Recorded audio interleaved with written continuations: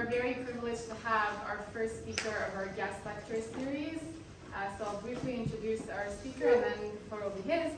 So Rabbi Michael Unterberg brings over 30 years of experience in Jewish and Israel education, having taught in both North America and Israel. He has worked with high school, college, and adult learners, respected organizations including Masa, Jerusalem View, and Makom. He was also the host of a widely downloaded podcast on contemporary Israeli issues. His work welcoming visiting university groups and facilitating dialogue on the Israeli-Palestinian conflict has earned him a reputation as a thoughtful and balanced educator. Rabbi Unterberg lives in Efrat with his wife Sarah. They have 5 married children and 7 grandchildren. Rabbi Unterberg, thank you. How you doing? You can call me Mike. That pretty much describes who I am. Basically, what I'm here to do today is sort of give an overview of where we are in our situation with Iran, just a little bit of perspective, and then if you want to have a question and answer, I'm going to end with what are the possibilities going forward, which of course nobody knows, so we'll just be making stuff up, but we can take at least educated guesses based on knowing what has happened and what's going on. So first of all, the name of this operation was Am, which I will tell you, I almost never like. I think I'm okay that the IDF isn't good at naming operations. If you have to be bad at something, I think that's it. But like cast lead or Mitsuka, like they're just traditionally not so good. This one, I think they nailed it. I think it's pretty good. The verse is, I mean, it's a little, I don't know, hyper masculine if you think of it that way. Hey, Am kelavi yakum b'chari nasa, lo yishtav ad yuchal teref adam chalalim yishtav. The lion will rise and won't rest until it defeats its enemies and drinks its blood. So if I'm naming a military mission, that's pretty good. A little on the nose maybe, but we'll let it go.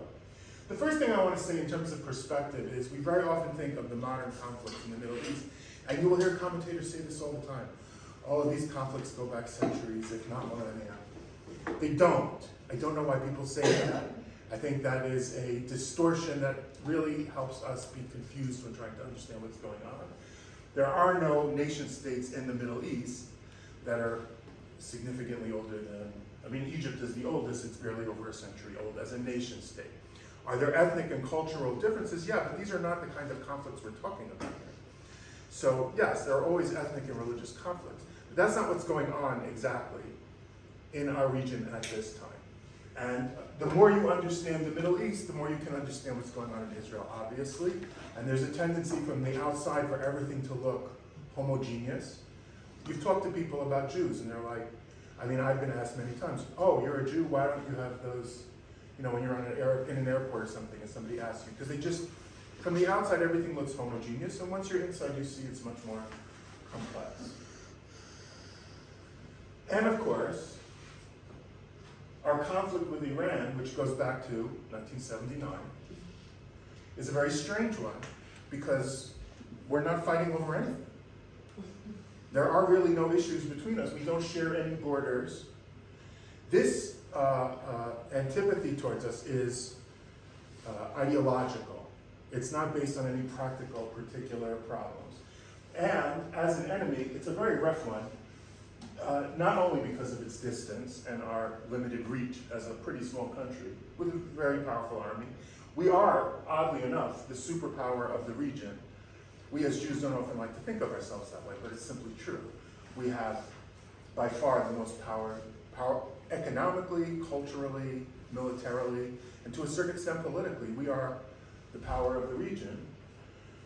It's not only the distance, but the sheer size of Iran as an enemy, which complicates the conflict. Just to very quickly, not really go through the history, but just sort of in a superficial way, just point out that theirs is also a very ancient identity. Jews, we are one of the oldest consistent identities on earth. There are very few identities that go back. When you leave Asia, you have like this sort of changing pattern of identity, but a consistent, whether you think of it as ethnicity or nationality. Our national identity is over 3,000 years old. That's not so uncommon in Asia. It's not what we're used to in the English-speaking world. We're used to much younger national identities. The Persians are such a people. really, their Arab national consciousness is very modern, but Persian national identity is very old. Like the people we think of in the Bible, the Persians, their language, the culture, and the land are the same. We're very weird in that we're not only one of these ancient people that still have our national identity, but we did it through exile. Like there's not, that's unique. There's nobody else who did that. For 2,000 years, if we define nationality as people who share a land, language, and culture, so there are in Asia very ancient nations. We're the only one that was exiled and are now coming back and still keep that national identity because we never lost our connection to, we used our culture to connect to our land and our language and never lose our connection to that. That's if you're putting it into like, in a non-religious formulation, just sort of from a historian's perspective, who we are. The modern state of Iran, which you all remember begins in 1979, I think probably everybody here almost remembers the revolution, remembers the hostage crisis, remembers that, but most of us don't. Yeah, the gas lines. Oh my gosh. I tell my kids about even and odd days, and it sounds like fiction to them. Like they cannot wrap their head around it. What do you mean? And I'm like, I don't know, it was just like life. And they can't. I bet most of this room doesn't know what that means. You could only buy gas depending on the last number of your license plate because there was a gas shortage, so they had to ration it out. So there were even days and odd days, and you had, and even on those days, the lines were crazy. I mean, I was a kid, but I remember it well. I remember, but not, I didn't remark on it as something weird. It was just that's what you did that day. Like last year we didn't have to do this, but this year we have to wait on these crazy gas lines. The Middle East has been in a sort of Cold War, which has been a proxy war now for a long time, between different constituencies. Remember that Iran is, not only is their religion Shia Islam, a particular set of interpretations of Shia Islam. Are you annoyed that you can, is it hard to remember the difference between Shia and Sunni Islam? Are you annoyed by that? No. Because it took me a long time to get it, and I don't like not understanding things, and it frustrated me until I realized that it's because the differences don't matter to us, it's hard to remember what the differences are. In other words, things when you learn about, I don't know, the 30 Years' War in Europe, and Catholics and Protestants killing each other, and you like learn what it is. You're like, why would you kill each other over that? Because to us it doesn't matter. Oh, for them it mattered quite a bit. You know, those internal divisions. I sometimes, do you ever talk to a non-Jew and try to explain about different streams of Judaism, and they're like, so one of you uses a car and shop on the Sabbath, and one of you doesn't use a car on the Sabbath, why does that matter? Like, well, to us that's a very big distinction. And they're like, so you drive or you don't drive? Like, why is that? From the outside, things look not important, and the inside they are. And the Shia difference really has to do with who can be a religious leader. Are you a biological descendant of Muhammad's granddaughter or not, which to us seems unimportant, but to them it is very important. The revolution in Iran against the Shah, just to remind you, the Shah was more or less propped up by the West because he was friendly with the West and allowed people to make a lot of money over Iran's greatest natural resource, which is oil. Ran a very repressive regime, which the Western world was fine with because he was on their side of the communists. The revolution against his reign, yeah. I'm sorry. So what is the difference between Shia and Muslim? That's it. That the Shia, their leaders have to be, their religious leaders have to be a biological descendant of the Prophet through his granddaughter. Okay, and In Sunni, as if the religious leader has accumulated wisdom and knowledge and is a religious leader. okay, thank you. Yeah. But have you ever learned like the kingship in Morocco? Like The king in Morocco? Yeah, because there's like a similar concept. Like Yeah. the king in Morocco, they're called the Alawite, Yeah. and they're also descendants of the Prophet, but they're Sunni. Yeah. So how does that? What's It's- the difference? There are, if you Google religious identities in the Middle East, there are thousands and thousands. Now, most of them are under Islam of one form or another. There are lots of other religions. But Islam is the major religion of the Middle East and North Africa. That is really you're talking about a monarchical, like, royal heritage. Yeah. Yeah, and the disputes over that, which more or less in any royal lineage you're going to have. okay. So it's weird, and we're not used to it, that the Shia system has it resembles a monarchy in terms of descent of religious leadership. That the Ayatollah is this descendant. So Kohen Gadol, Kohanim. No, we're not used to that because we don't use it so much anymore, except for like the Like- first Aliyah. But How about yeah. the bastard? Nachon. We also have religious leadership based on heritage. Although Kohen Gadol also became something very complicated and disputed over our history, and especially in Beit Sheni where it became super duper complicated. So these things, I don't want to get into are we in favor of monarchy or not, and why these things they almost always end up in dispute because different people think different groups have a better claim.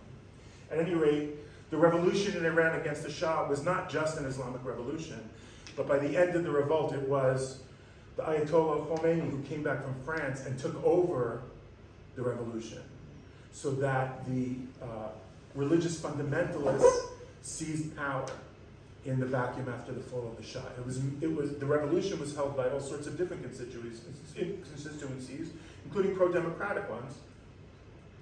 It was the Muslims who took over.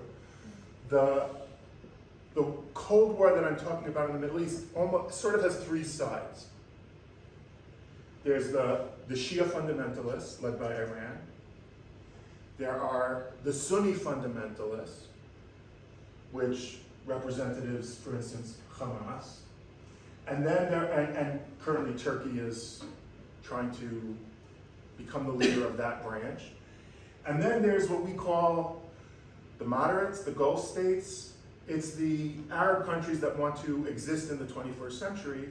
It's not that these states, in Saudi Arabia, you can be beheaded for blasphemy or witchcraft or whatever. It's not that they're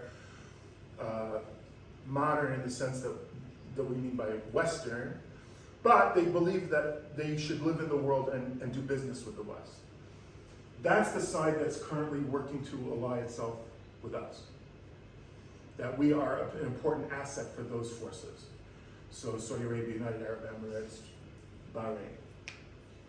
And in this Cold War, part of having this religious ideology of the Ayatollahs and their mullahs is that because their form of Islam is the one true form, and since they don't believe in nation states and the whole world should be ruled by Islam, they're not just Muslims, which is a religion, they are Islamists, which believes that it's their responsibility to make the world Muslim, and certainly be under Muslim rule. Part of their belief is that because they are the true branch of Islam, they will create the great world hegemony of Islam. That the world is divided into two sections: Dar al-Islam, the part of the world that's ruled by Islam, and Dar al-Harab, the part of the world that has to be conquered by Islam. And so, since the Sunni fundamentalists think it's them, Hamas, Al-Qaeda, ISIS, there's a natural tension between them and the Shia, although in Lebanon you have Hezbollah, which are Shia, they're Arab. There's also the tension between the Persians and the Arabs. It's a complicated part of the world. From the founding years of this theocracy, the republic, do you notice the countries that are the least democratic always like to use words like republic or democratic in their names? It's a little weird. The Islamic Republic of Iran, from the very beginning, declared that its big mission was the war against the two great Satans in the world. The big Satan, which is the United States of America, and the little Satan, which is Israel. And so in its mission to take over the world, it first has to defeat the little Satan, which is in their region of the world. And its major tool for fighting the West as the leader of the side of the Crusades have never ended, the war between the Christian world and the Muslim world. In that war, they have to become the great leaders, and their major tool is going to be terror. And so we know of Iranian-sponsored terror. I don't have to go through the list. When it comes to fighting, in particular, the little Satan, the strategy, and we're going to get to the nuclear in a second, the strategy to keep Israel under control, because again, Israel's the power in the region. Everybody's scared of Israel. There's a reason that no nation state until Iran attacked Israel since 1973. Iran was the first nation state to attack Israel since 1973. They're scared of us. And so Iran, while they were going to work to their nuclear capabilities, built what we call the Ring of Fire around us. They created enemies. The Houthis, who are down here, not on the map, and who woke us. I don't know if they woke all of you up. Probably a bunch of you. I had to, but most of you here didn't have the siren, right? I don't think it was in Jerusalem yet. Yeah, we had south. We had, I'm in Ephraim, it's like a half hour away, we had the siren. Yeah. So, yeah. I'm in the front, yeah. Yeah. So at this point, it was just like, at this point, we're so crazy. We go, oh, it's just a Houthi missile, and we go back to sleep. Again. That is not how normal people function. Missiles being shot at their country, but that's us. We've been at war for 2 years. Yeah. I mean, we think it's normal to build bomb shelters in our homes. Mm-hmm. We're just like, yeah, that's what you do. The Iranians not only funded terror from the West Bank and from Gaza, they created their own army to the north of us. Hezbollah is an Iranian-created army under Iranian command, and the job of these forces is to keep Israel in check, and in particular Hezbollah to the north, but also the Houthis down here, the Palestinians on either side. The idea being, because Iran has declared, for no reason other than this weird ideological, religious fundamentalist, satanic enemy thing, they were the only existential threat that Israel had left on earth. In other words, enemies can hurt us, but nobody can destroy us. Nobody has a powerful enough capability with also the intention to destroy us, except for Iran, to keep us in check, in particular Hezbollah, in addition to the others. The idea was, if you try to mess with us, Israel, we have an army to your north that can inflict hundreds of thousands of casualties. Hundreds of thousands. Hezbollah was never an army big enough to eliminate Israel, but Israel is the kind of country that can't stand the idea of losing hundreds of thousands of civilians. And so the idea of the Ring of Fire was to keep Israel in check. And to supply it, the fall of Iraq meant that Iran was unchecked and could begin to really rise to its role of a regional superpower and an Iranian hegemony. And the Shia population in Iraq could be under the aegis, bless you, of Iranian control. And so, through Syria, which was run by Bashar al-Assad, who wasn't religious, but technically under the Shia umbrella was an ally of Iran, they could ship and arm and train and take care of Hezbollah, as well as arming Hamas in particular, through their land corridor. And that's how we lived. I'm not a nuclear physicist, but I just want to go over really just a layman's oversimple parts of why Iran wanted a nuclear bomb and why, I assume, they still have it in their plan to have a nuclear bomb. But also why, if they've been working on it so long, don't they have one? Why do you hear estimates, or they're only weeks away? Oh, they're years away. On the same panel, on the same talk show, you will hear, so here's my oversimplified, non-scientist grasp on what's going on here. There are different elements to becoming a nuclear power. Why are they desperate to be a nuclear power? Because although their ideology is, from our perspective, crazy, from their perspective it makes perfect sense, they're not stupid. The Ayatollah can read a newspaper. I don't know if anybody reads newspapers anymore, but they can, whatever you do to get your news. They saw what happened in Libya. Libya surrendered its nuclear arms, and Libya is now a disaster. It's a failed state, broken into pieces. North Korea became a nuclear state, and it's untouchable. It's also a rogue state. Also does horrible things. We're going to pretend years ago that we didn't know that there are concentration camps, and we'll be shocked and go tisk, tisk, tisk about how horrible life is in North Korea. But really, we know now.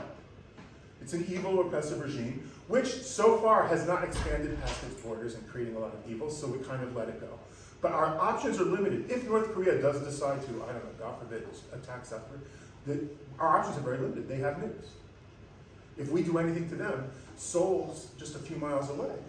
They could kill 100,000 people with one bomb. So having nuclear power means you're kind of untouchable. Libya is the example. By the way, Ukraine is a great example of a country that had nuclear weapons, gave them up under promises that they could live in peace and they would have protection from the West and from Russia.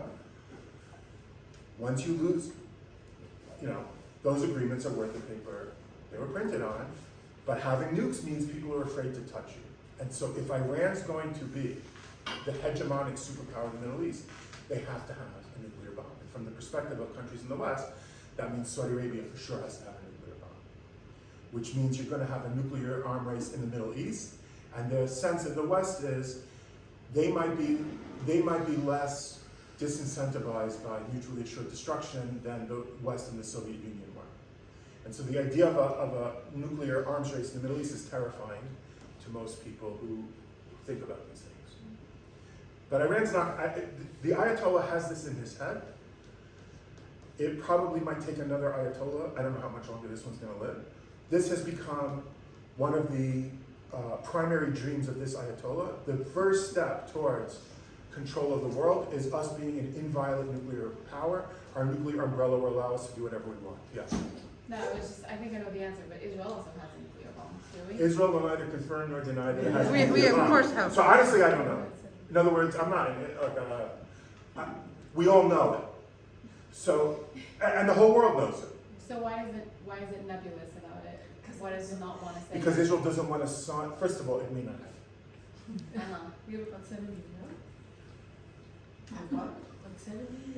Israel is the country where everybody knows everything, but nobody knows anything.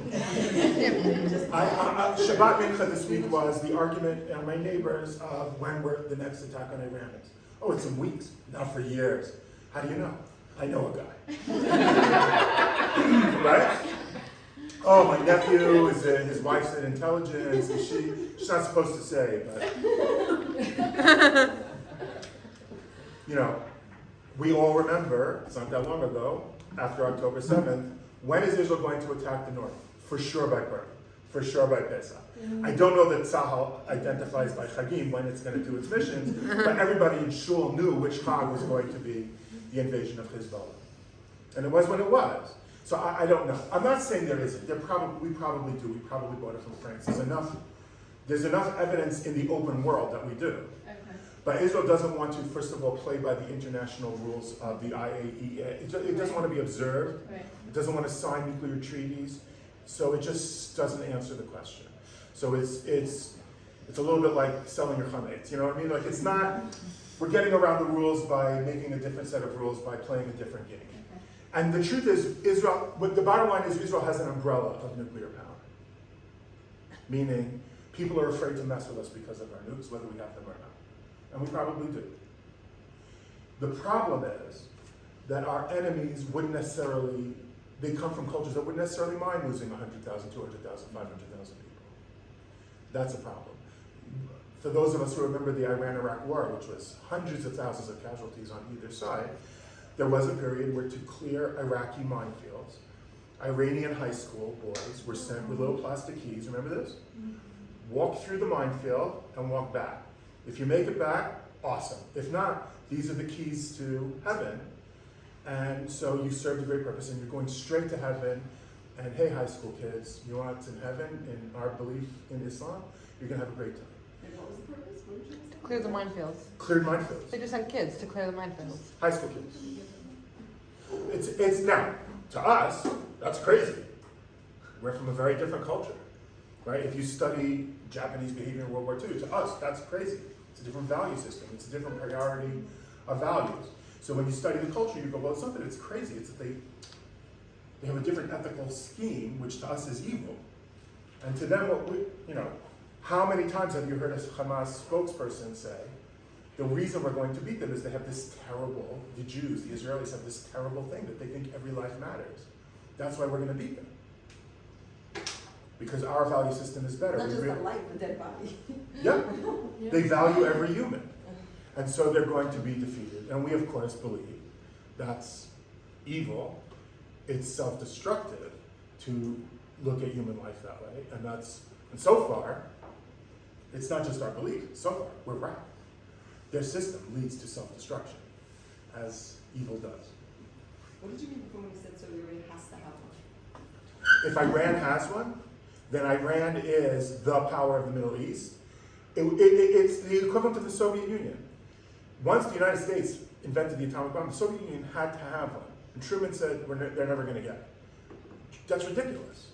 I mean, also the Soviets had spies. So you say if Iran gets one, then Saudi Then their Arabia arch has to have enemy one. has to have one. Meaning they're going to do the same thing. Absolutely. And if we keep Imagine if it went the other way, and you were from the United States, and the Soviet Union developed the atomic bomb first. What I'm saying, so The United States has to have one. So I'm saying if we keep Iran from getting one, then we're also keeping Saudi Arabia. The Saudis don't particularly want one. They're not Islamist in the sense, they're Muslim, but they're not Islamist in the sense that we have to conquer the world and turn it into Muslims. They don't believe they have to create an international caliphate that takes over the world. But the Iranians do, and one of the major targets of Iran is Saudi Arabia.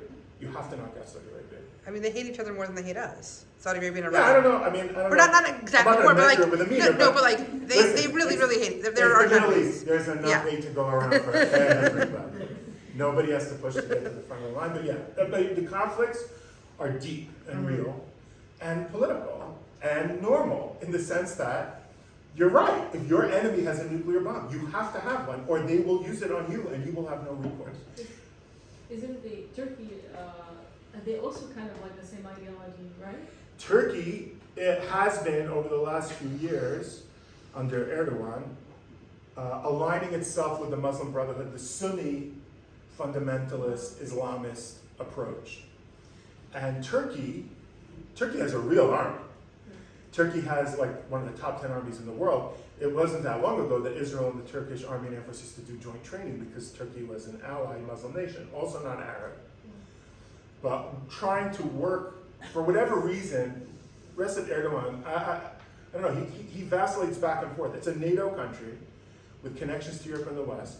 And occasionally he'll like go, maybe I do want to go back to that. And then he slams back towards the Muslim Brotherhood. And they live with. The what? They live with. Well,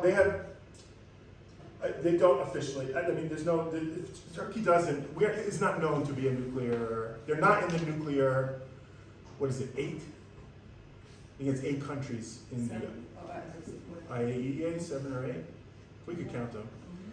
But you also have to think about it, does Erdogan really believe this stuff, or is he using it politically? In other words, the Ayatollah Khamenei really believes this stuff. I believe it. And the leaders of Hamas really believe this. I don't know where Turkey is on this. Did you find Turkey is? According to AI, there's 9. There's 9. According to AI. 9? That's what it says here. Wow. And Turkey has? Yeah, I don't know the Rishmi they're supposed to. No. No, it doesn't say. No, there's 9. This is the kind of thing I'll be doing on the It car. says United States, Russia, China, France, United Kingdom, Pakistan, India, Israel, and North Korea. Yeah, Pakistan. See, they just count That Israel, was a rough just one. like They did. Yeah. Oh, they count Israel. Oh, that's why I don't do 9. Because in my head, I treat Israel like the Swiss government does. officially. Officially 8. Yeah. Anybody remember Tom Lehrer? Remember his song about this? We'll play it later. Okay, look it up. What was that song? Who's Next? That's what it was called. Including the bridge of the song is, if we got the bomb and that was good because we love peace and brotherhood, then Russia got the bomb, but don't you fear because they can't wipe us off for at least 5 years. And the song goes on and it gets to the bridge and it goes, I'm not going to sing it because I'm nice to you. Israel's going to get one too. No, Egypt's going to get one too, just to use on you know who. Israel's getting 10s once when it's self-defense. The Lord's our shepherd, says the song, but just in case, we better get a bomb. That was the Tom Lehrer song. So that's not what we want. We don't want to. What? Which is Tom Lehrer? That was Who's Next? I think it's on the Was the Year That Was. By the way, Tom Lehrer wasn't only, he's still alive. He was a Harvard mathematician who did like a few satirical albums as like a goof. I don't know what he was doing. And then Watergate, he said in the early 70s, and he said like, well, what's the point of doing political satire? Like, The politics is satire. He just a few years ago, obviously retired, released all of his stuff. I don't know why I'm talking about this, other than I pretty clearly have ADHD and it was never diagnosed. Just a few simple things about why it's so hard to make a nuclear bomb. The first thing you need, and you hear this all the time, is you need enough material to make a nuclear bomb. You need to enrich your uranium. What does that mean? Oversimple version. When we were kids, we all played with, very few of us actually played dominoes. I did with my grandparents, but most people don't. Most kids who play with dominoes do the dominoes. Why do we always use dominoes? We all know when I say, we line up the dominoes. Why is it always dominoes? Why are dominoes made for that little number matching game the perfect tool for the push one and they all fall down game? Well, a playing card wouldn't work because it would fall down before you could set it up. Bricks wouldn't work because you couldn't tip them. Dominoes are the Goldilocks spot of, they're stable enough that they'll wait if you don't trip on it and then cry to your parents that you messed it up. But they're unstable enough, right? It's the perfect combo. You need uranium that comes out of the ground cannot work in a bomb because it's in our domino analogy, it's a little too thick. But in every bit of uranium you take out of the ground, the number of protons is the same, but not the number of neutrons. Is an isotope of uranium. Uranium comes out of the ground, it's almost all uranium-238. But 1% of every bit, first of all, it's hard to get uranium. There aren't that many places that have it. But once you get this rare element, it's not enough to make a bomb. You have to find the 1% which are uranium-235. That's the beauty type of uranium. How do you do that? Well, you have to take the uranium, you have to melt it, you have to then take that liquid and turn it into a gas, and then you have to run that gas through centrifuges. And so you can shave the uranium-235 less stable atoms away from the 238 atoms. That's why they keep talking about percentages. You need 9% to make the bomb, and our guys are already at 6%. That means they have enough collected uranium to 235. When you're shaving atoms out of a block of metal, it requires an enormous facility. Only nation states have the resources to do this. It's why terrorists can't make their own nuclear bombs. It's very hard to get the uranium. Once you get it, it's very hard to enrich it. If you have enough enriched uranium, and they say, 400 kilograms is the number that keeps popping around, that the Iranians had or have 400 kilograms. What do you do with it? Well, what creates nuclear fission? I said it's unstable. Basically, by unstable, it means if you hit an atom of uranium-235 with a neutron, it breaks it into pieces, including sending out other neutrons. And so, it's a little bit like if we emptied the room of all the desks and covered the whole floor with mouse traps and set them, the old-fashioned, click mouse traps, not the gluey, the old clicky ones from the Warner Brothers cartoons. And on each mouse trap you put a ping pong ball, and then from the outside you throw a ping pong ball.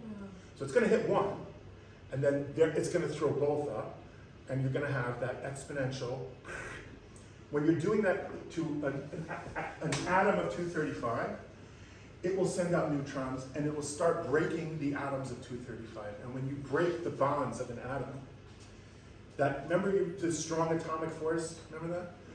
That is a lot of energy holding atoms together. And breaking that atom, fission, releases an enormous amount of energy. And if you do it fast enough, if you not only have the chain reaction like the dominoes, but a critical mass chain reaction, it releases so quickly. You have to have enough uranium-235 packed together. It releases an enormous amount of energy at once. Well, first of all, like we said, it's very hard to make that much. Second of all, once you have that much, you don't want it to explode in your face. So you have to operate it. But you do want it to be able to explode at the moment you want it to explode. This is an incredibly difficult thing to do. In the United States case, when they first invented it, they had two basic ideas. One of them was you take the two parts of the uranium, and you put it, just a regular fashion, TNT explosion here, and you take the two halves and you suddenly burst them together, critical mass explosion. Or for the plutonium one, they put explosives around the outside of a sphere and painted the inside of the sphere with plutonium and had all the explosives go off at once, and so suddenly they're all compressed together at once. Critical mass. This is very hard to do. You need to have the critical mass of the radioactive material in an instant. If you do it slowly, you'll have a chain reaction and there'll be a lot of radiation, but it won't explode. If it's too close together, it will explode in your face and ruin everybody's week in the neighborhood. So what you need to do is have this trigger. This is very hard to do. Once you have the material, it's very hard to make a bomb that can be triggered properly. And then of course you have the problem of transportation. There is no air force in the Middle East except for Israel. I mean, there are. They're useless against Israel. So the Iranians cannot fly an airplane over Israel and drop a bomb. No airplane can get over Israeli airspace. So what you have to do is you have to create missiles. Well, as I showed you, Iran's very far away. You need an intercontinental ballistic missile. You've heard that. What is an intercontinental ballistic missile? A cruise missile is just a missile. A ballistic missile is one that shoots up into outer space. It breaches Earth's atmosphere.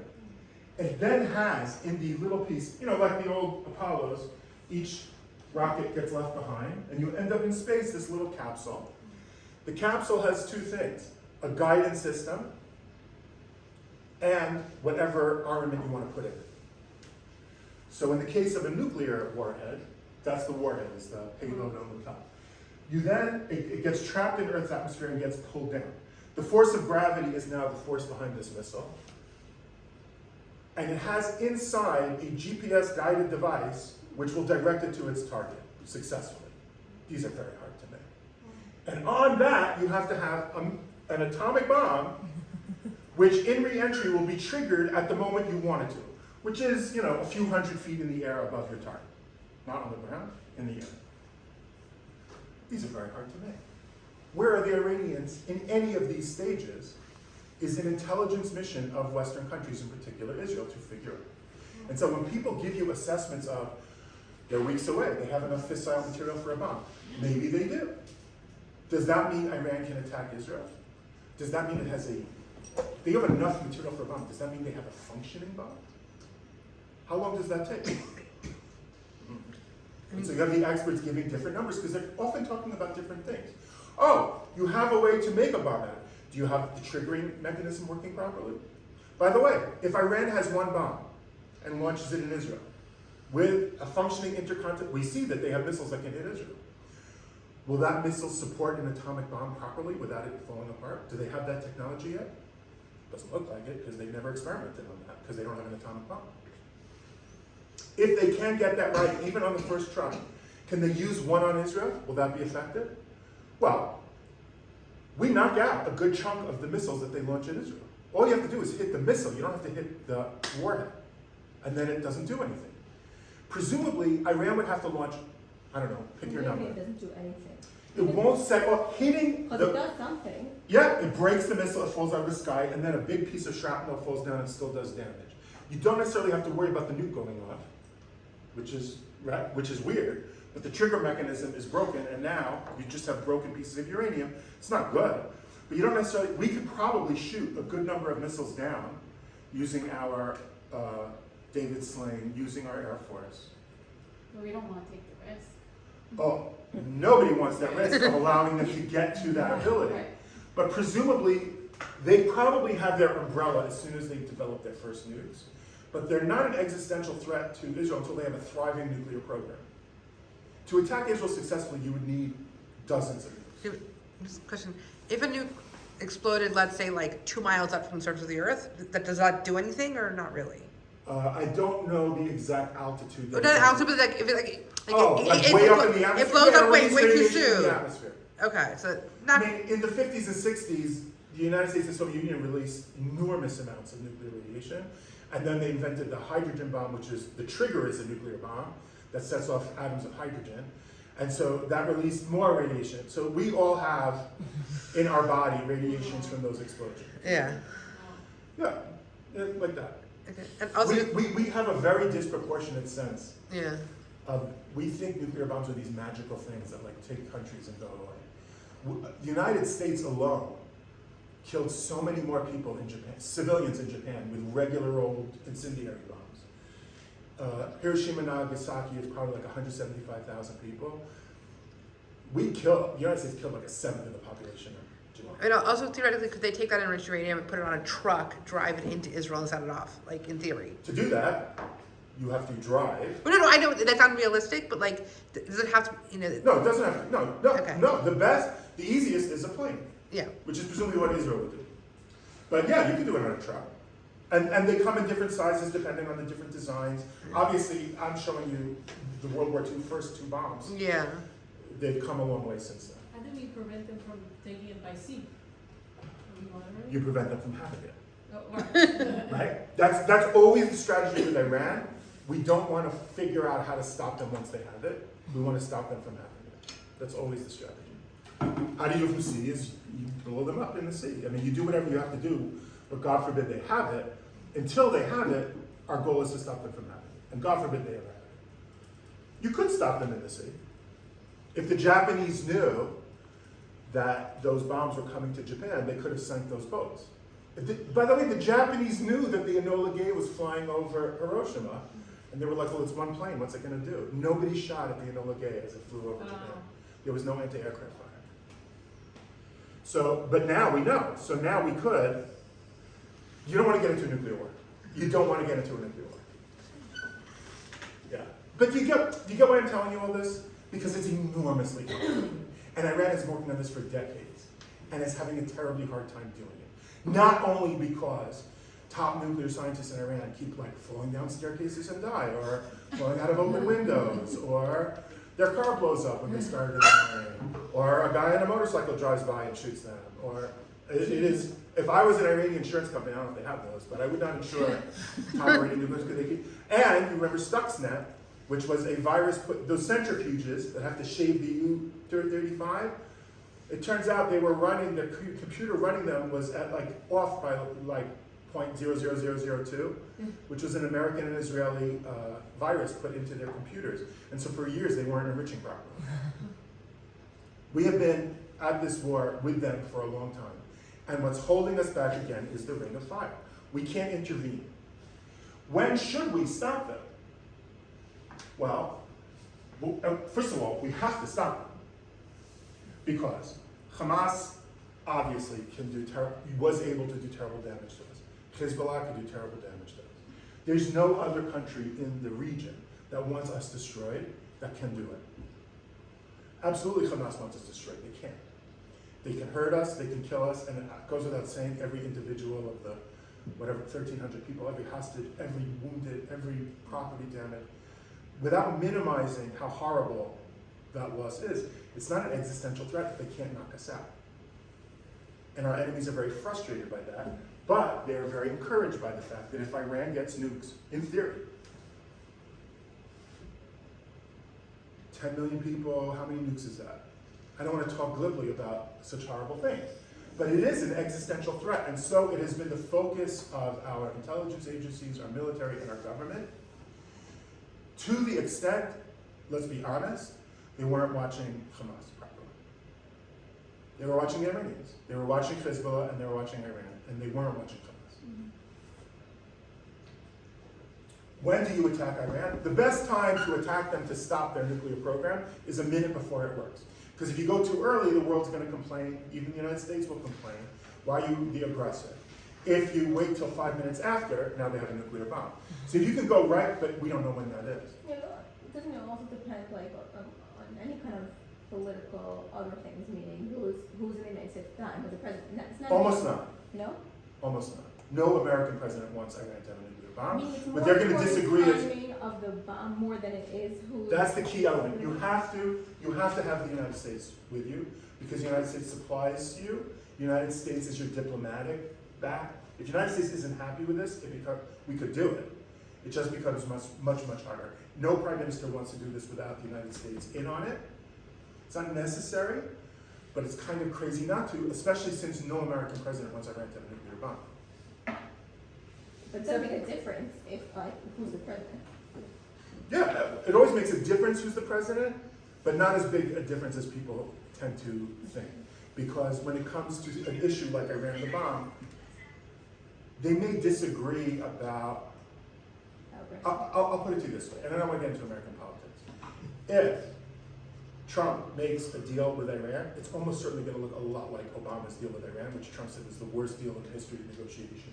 The worst in the game, because that's how. In other words, there's only so much you can do if you're not willing to topple the regime. And nobody thinks, Iraq has taught the world, certainly the United States, toppling regime is never easy.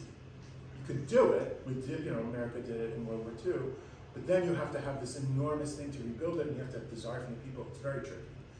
So without toppling the regime, different presidents will agree on different tactics, but they're all going to basically agree. Especially in the religious world, tend to give to presidents like these pass-fails, or they're for Israel, they're against Israel.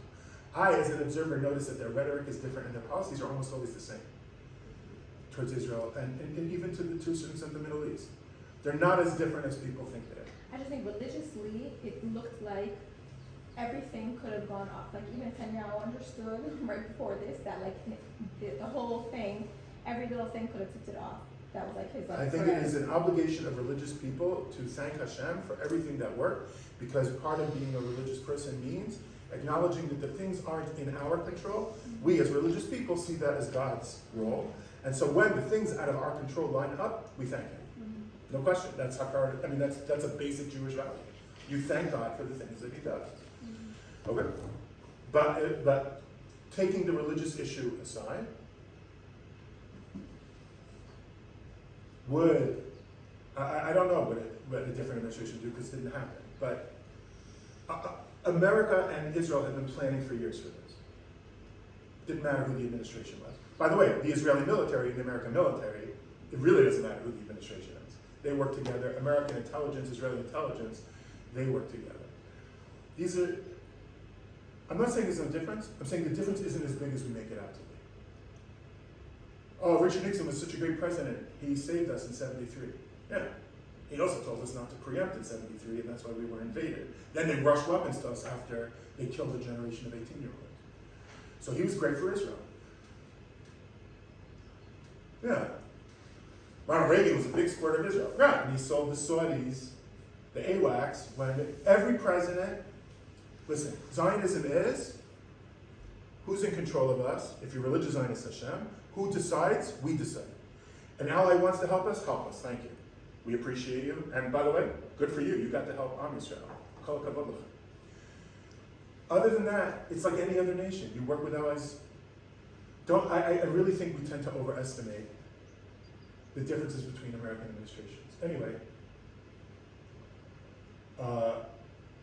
Iran learned from the Israeli elimination of the Iraqi nuclear program, and the Israeli elimination of the Syrians learned from the Iraqi elimination. Remember, it was Iraq in Bacon's administration. They took out their nuclear enrichment program. The Syrians learned from that. Israel took out the Syrian enrichment program. The Iranians have a lot more territory. They're much farther away. They built facilities all over so that they could lose whatever proportion of them and still have a functioning nuclear development program by spreading it out. And then famously making some of them very hard targets. Most famously, Fordo, which is under a mountain. They didn't want Israel to do to them what Israel did to Iraq and Syria. And so, in addition to the Ring of Fire, they created an incredibly difficult array of targets. What's Israel going to do about that? What? It's going to fly airplanes all over Iran that won't be shot down? I mean, it sounds crazy, doesn't it? Well, But we did. Yeah. so actually one of my questions is like, this whole operation to me is like Appella, meaning it doesn't This make, is like 1967 level stuff. Yeah. meaning like everybody knows it's a name, Hashem protected us, Yeah. Hashem made it work. No. Yes, 100%. That's in religious but like, language. But like, derech hateva, Right. Like, That's the part that I'm like, interested in. like derech hateva. How is it that not one plane was shot down? How is it that they didn't even take off their own plane? So here's what happened. First of all, October 7th, the absolute explicit goal of October 7th was to ignite the Ring of Fire and destroy Israel, including Iran. That was Hamas's idea. They didn't coordinate that idea with Iran, it seems, because Iran, presumably, was waiting for its nuclear program to succeed, and then it would ignite the ring of fire and destroy Israel with nuclear power. Hamas triggered too early, which meant that Israel now spent the last, since October 7, 2023, taking down elements of the ring of fire. Hamas still exists, it is not a military anymore. You remember, the fears of the Hezbollah attack were realistic. Shutting down our entire energy system, killing tens if not hundreds of thousands of civilians.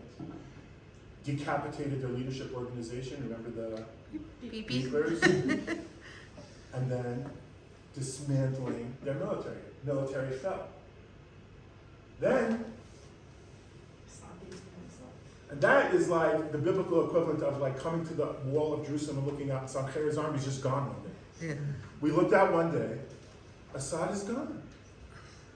Because a former ISIS, former Al-Qaeda guy decided the civil war had been going on for a decade, but with Hezbollah backing up Syria, there was only so much he could do. This leader said, okay, I see an opportunity, took it over. Without deciding whether this leader is sincere about anything or not, it doesn't matter to us.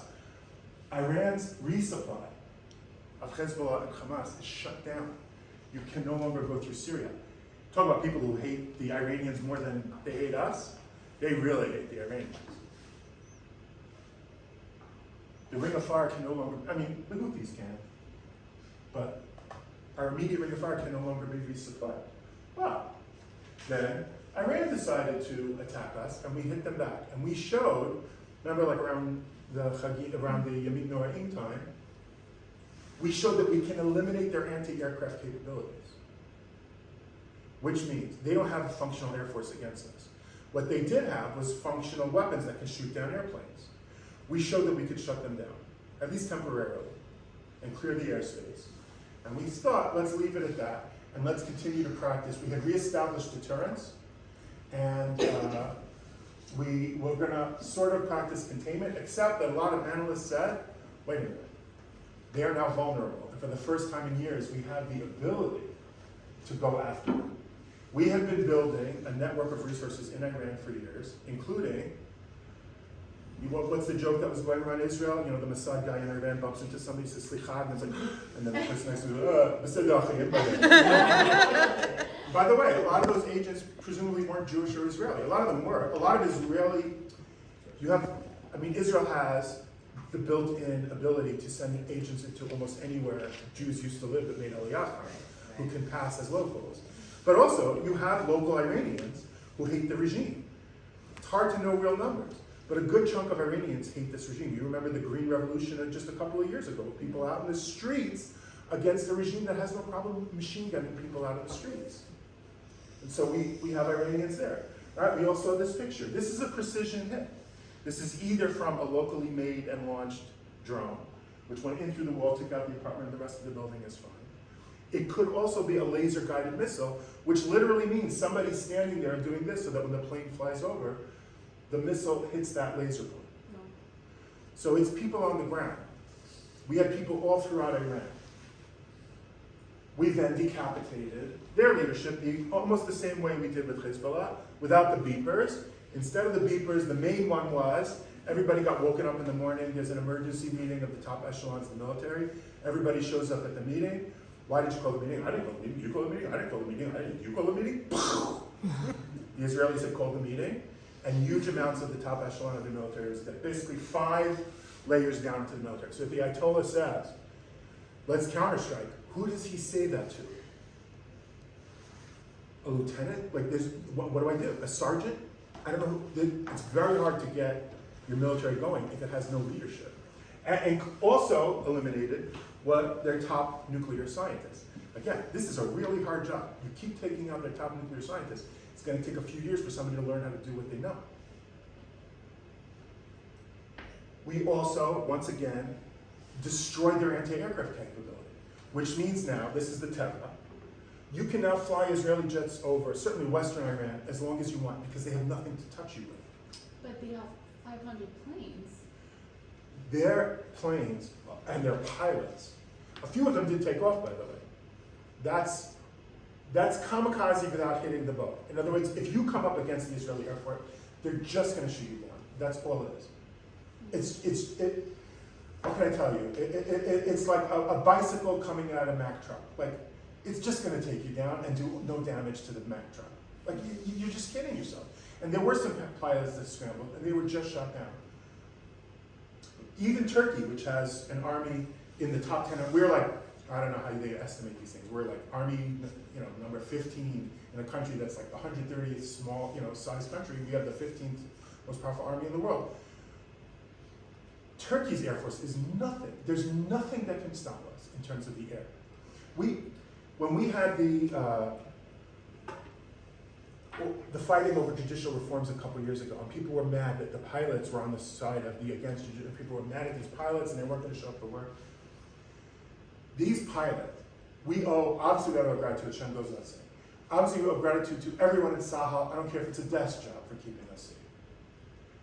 The Israeli Air Force is the tip of the spear that keeps us safe in the Middle East because there's no competition. The scary about that is that was said in 1967 and Nothing. proven wrong in 1973. No. 1973, it was proven right. We won in 1973. Okay, The standing army was we were overwhelmed. shocked when airplanes were taken down. Yeah. We were like, what? And at We the time, had no plan and we scrambled. It's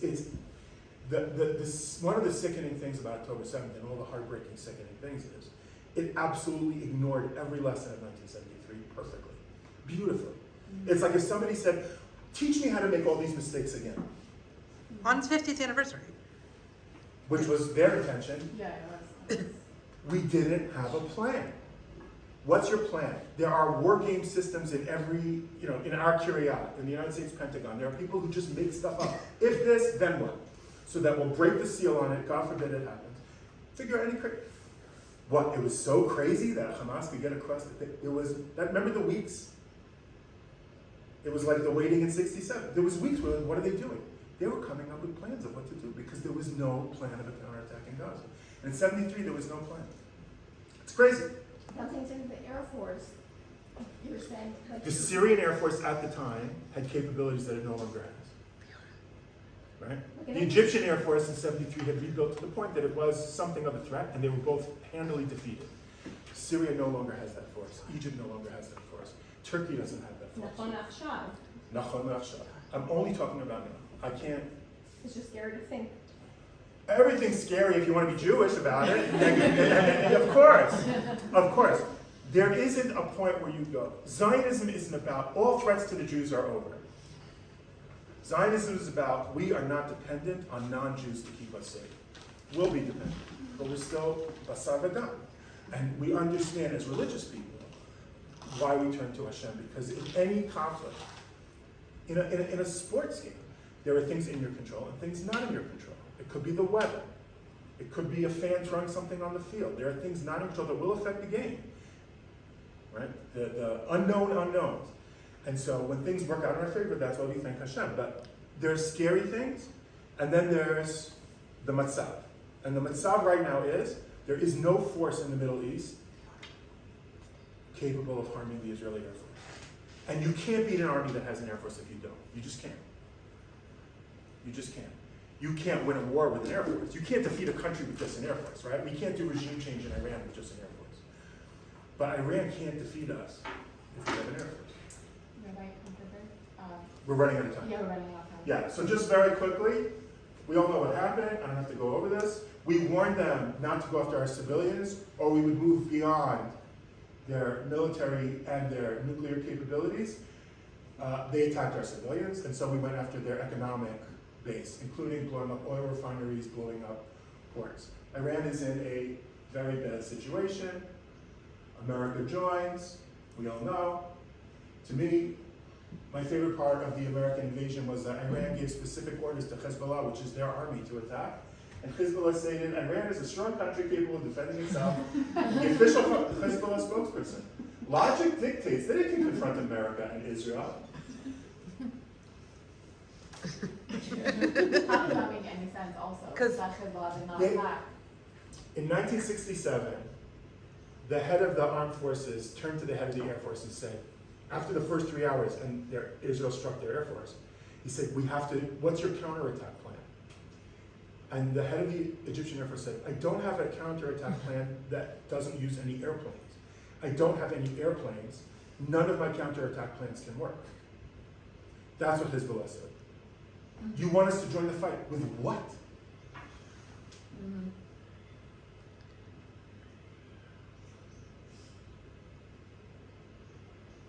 This is why it was a risky thing for America to do.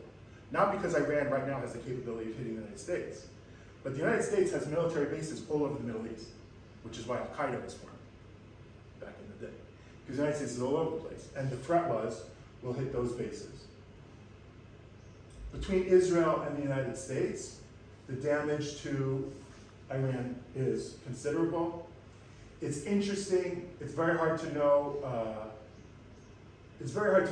Iranian public opinion, but there does seem to be a spirit in Iran, even among the people who don't love the regime, that this was a sucker punch by the West. That the United States was negotiating ceasefire, and really they were always planning to attack us. So people are like, well, why didn't the opposition rise up? The opposition actually kind of sympathized with the regime. Will there be a deal? Will there actually be regime change? Will finally the Iranian people, a good chunk of whom are sick of the regime, rise up? For the foreseeable future, right now, we are today safer than we've been since ever, in terms of enemies who can inflict damage on us. It's temporary, but that's an interesting window. And the thing you have to remember is, none of this stuff would have been predicted. Like, none of these things.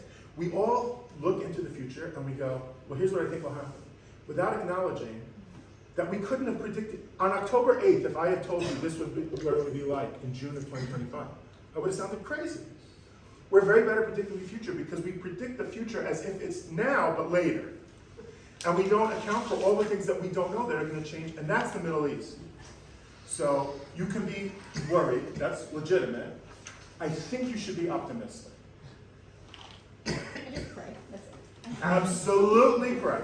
We pray for the things we can't control, but even the human beings are doing basically a very good job at managing this problem. Absolutely thank Hashem. But also, with all, and I'm not one of the, my country right or wrong, anything the government does, if it's a Jewish government, is good. No, there's plenty to criticize. We're very good hands, but listen, I'll make one last religious point. Vayayim Shamoa. One of the basic messages I think of Tanakh is, if you do well when you do good. If you do what's right, you will succeed. Hashem made the world that way.